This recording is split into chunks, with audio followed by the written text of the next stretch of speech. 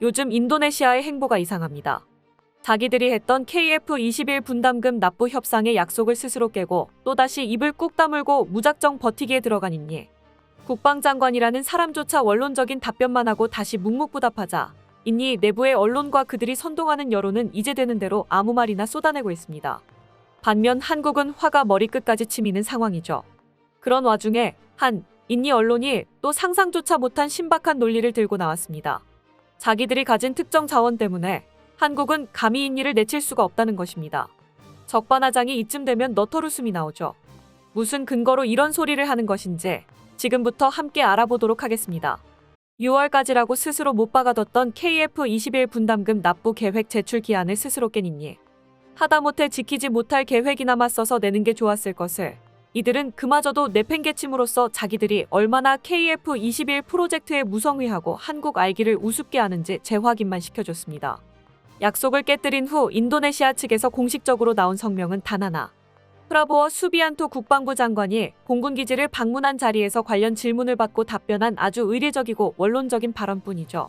지난 7월 7일 인도네시아 일간 콤파스 등 외신에 따르면 프라보워 수비안토 인도네시아 국방부 장관은 6일 자카르타 할림 페르다나쿠수마 공군기지에서 가까운 시일 내 KF-21 보람의 전투기 개발 프로젝트 관련 분담금 지급 의무가 완료될 것이라고 말했습니다.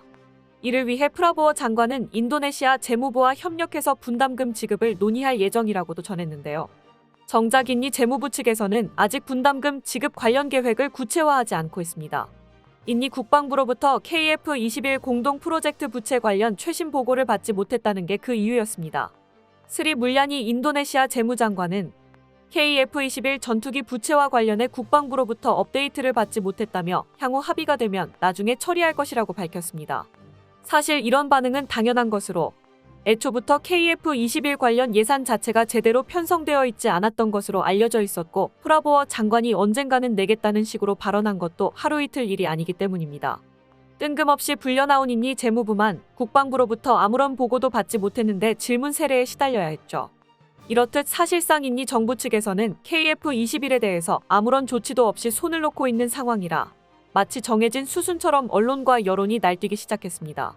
인니 언론들은 무슨 지령이라도 받은 것처럼 사실 한국이 잘못한 것이고 인니는 그런 한국에게 돈을 줄 가치를 못 느껴서 안 내고 있는 것이라는 식의 보도를 연일 쏟아냈습니다. 그리고 이런 보도에 선동된 인니 네티즌들도 KF-21 관련 영상이나 보도를 찾아다니면서 그런 편향된 주장을 댓글에 던져놓고 사라지곤 하고 있습니다. 그 근거도 각양각색입니다. KF-21이 없어도 라팔이 있다. 요즘 튀르키예가 한국보다 잘해주는 것 같다.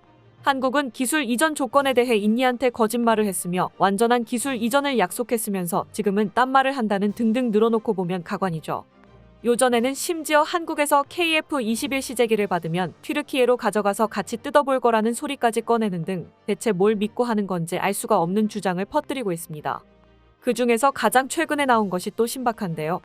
인니가 한국 산업을 지탱하는 주요 자원 중 하나를 공급하고 있기 때문에 한국은 인니가 아무리 미워도 사업에서 감히 쫓아내지 못할 것이라는 주장이었습니다. 그 자원은 바로 요소인데요. 현대 사회의 산업을 순환시키는 필수적인 물질의 한 가지로 꼽히는 요소는 그리 오래되지 않은 과거에 한국한테도 큰 트라우마를 남긴 적이 있었습니다. 바로 요소수 대란 사태죠. 디젤 차량의 배기가스 정화를 위해 필수적으로 요구되는 것이 바로 요소를 물에 희석한 요소수인데요. 2021년 한국이 요소 수입을 대부분 의존하던 중국이 갑자기 수출문을 걸어 잠그자 한국은 그대로 품귀 사태에 놓이고 말았던 것입니다. 한국이 산업계 전반에서 널리 사용하고 있던 차량들은 대부분이 디젤 엔진을 쓰고 있었고 그런데에 반해 정작 그 디젤 엔진 가동의 필수적인 자원인 요소수의 중요성을 전혀 생각지도 못하고 있었습니다. 산업계와 떨어져 일상을 사는 일반인들에게는 그 존재조차 알려져 있지 않을 정도였죠. 거기다 해당 사건이 발생하기 10년 전에 이미 한국은 요소수의 원자재가 되는 암모니아의 생산을 중단한 상태였고 결정적으로는 중국 수입에 너무 크게 의존한 나머지 그 영향을 아무런 완충 없이 그대로 받았던 것이 패착이었습니다. 이 당시 한국은 급하게 중국이 아닌 또 다른 수입처를 긁어모았고 이들 국가에서 조금씩 모은 요소로 위기를 견뎌냈습니다. 인니가 이번에 요소를 가지고 걸고 넘어질 수 있었던 것은 이때 한국이 구했던 또 다른 수입처 중에 하나가 인니였기 때문입니다. 당시 인니는 친구 운운하면서 한국에게 요소를 특별 공급하겠다고 밝혔습니다. 요소수 대란이 벌어진 지 한 달이 넘어가던 2021년 12월, 주한 인도네시아 대사는 한국과 인도네시아는 어려울 때 서로 돕는 친구라면서 한국에 공급할 요소 물량을 확보해줬습니다. 이때 이들이 준 요소의 양은 매달 1만 톤, 연간 12만 톤에 해당하는 양이었죠. 요소를 생산하는 공기업의 연간 계획에는 없던 긴급 물량을 확보하는 것이 몹시 어려웠다며 생색을 내는 것도 잊지 않았습니다. 이때 인니에게서 받은 것은 요소수가 아닌 원재료 요소였는데요. 당시 인니는 디젤 차량에 한국 수준의 친환경 기준을 적용하지 않아 요소수를 생산하지 않고 있었기 때문입니다. 요소는 요소수뿐만이 아니라 비료 생산에도 들어가는데 인니가 비료 생산에 사용하는 요소를 분석해본 결과 요소수 생산에도 적합한 품질이었죠. 이 당시 인니는 한국에 대해 엄청난 애정을 표현하면서 한국을 도울 수 있어 기쁘다는 식으로 반응했었습니다. 그런데 그로부터 2년가량 지나 양국 관계에서 인니가 불리해지자 거짓말같이 태도를 싹 바꿨습니다. 줄 때는 친구 운운하더니 이제는 한국은 인니가 제공하는 요소가 없으면 산업계가 마비될 것이라며 이런 사태가 두려워서라도 한국은 인니를 내칠 수 없을 것이라는 주장을 폈습니다. 7월 10일 인니의 한 군사 매체는 이 사소한 일 때문에 한국은 KF-21 프로젝트에서 인도네시아를 감히 추방하지 못한다라는 제목의 기사를 보도했습니다. 이들이 말하는 사소한 일이 바로 자기들은 논밭에나 뿌리는 요소를 칭하는 것이었는데요. 마치 한국에는 인니가 논밭에 비료로나 쓰는 흔한 자원이 없어서 한국이 인니가 미워도 쳐내지 못하고 쩔쩔매고 있다는 식으로 말하고 있었습니다. 인니가 요소를 무기로 이렇게 잘난 척하는 것은 나름의 근거가 있기 때문이긴 합니다. 2021년 당시 인니는 한국에게 KF-21 분담금의 현물 납부를 협상하고 있었고 이때 그 현물의 대상으로 물망에 올랐던 것이 파묘와 요소였기 때문이죠. 물론 이 현물 납부에 대한 협의도 실질적으로 이뤄진 바는 전혀 없었지만 인니는 이때 한국이 요소를 중요한 자원으로 취급하고 있다는 것을 학습했습니다. 앞서 살펴본 바와 같이 한국은 실제로도 인니에게 요소를 일부 공급받기도 했으니 인니는 요소를 무기화해서 언젠가 한국을 휘둘러 볼 생각으로 가득 차 있었음을 알 수 있습니다. 그렇다면 한국은 정말로 인니가 요소를 무기로 휘두르면 이들이 무슨 짓을 해도 어쩌지 못하는 것일까요? 정답은 노입니다. 앞서 한국이 요소수 대란 사태에서 그 피해를 크게 입을 수밖에 없었던 가장 큰 요인으로 지목된 것이 바로 중국 의존도가 너무 크다는 점이었습니다. 그러면 상식적으로 생각해서 그 위기를 극복한 한국이 지금도 특정 국가에게 요소 공급을 크게 의존하고 있을 턱이 없습니다. 당연히 품귀 사태를 기점으로 해서 한국은 요소 공급처를 즉시 다변화하기 시작했고 그 당시 한국이 요소를 받아올 수 있었던 나라는 인니를 제외하고도 러시아, 호주, 베트남 등이 있었습니다. 인니가 KF-21을 빌미 삼아서 돌연 요소 공급을 끊는다고 하더라도 이제는 2021년만큼의 충격은 발생하지 않습니다. 게다가 좀 더 근본적인 해결책도 한국은 준비하고 있는데요. 바로 요소의 국내 생산을 부활시키는 것입니다.